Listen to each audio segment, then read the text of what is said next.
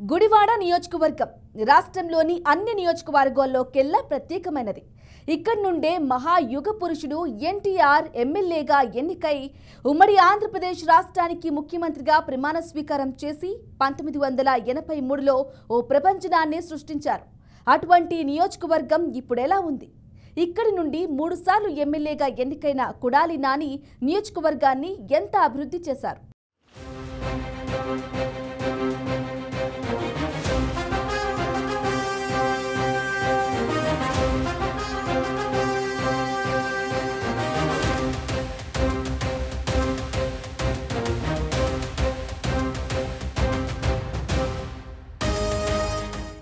దివంగత నందమూరి తారక రామారావు ప్రాతినిధ్యం వహించిన నియోజకవర్గం గుడివాడ.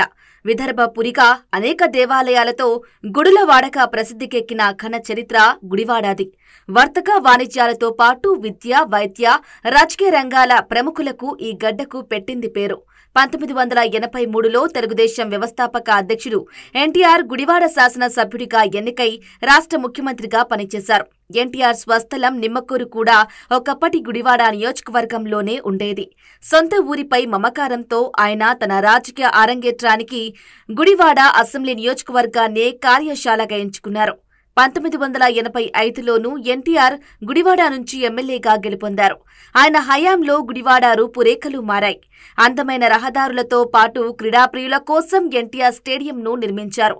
ఆ తరువాత గుడివాడ అభివృద్ధికి ఆమడ దూరంలో ఉంది. టీడీపీకి కంచుకోట లాంటి నియోజకవర్గం ఎందుకు అభివృద్ధికి నోచుకోలేదు?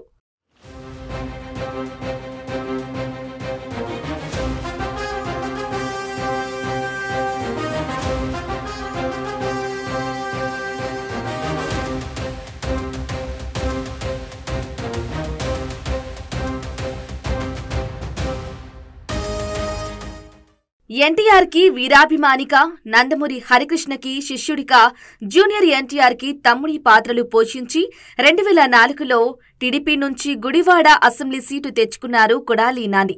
తక్కువ కాలంలో మాస్ లీడర్గా ఎదిగాడే గాని గుడివాడను అభివృద్ధి చేయటంలో మాత్రం విఫలం అయ్యాడనే ఆరోపణలు ఉన్నాయి.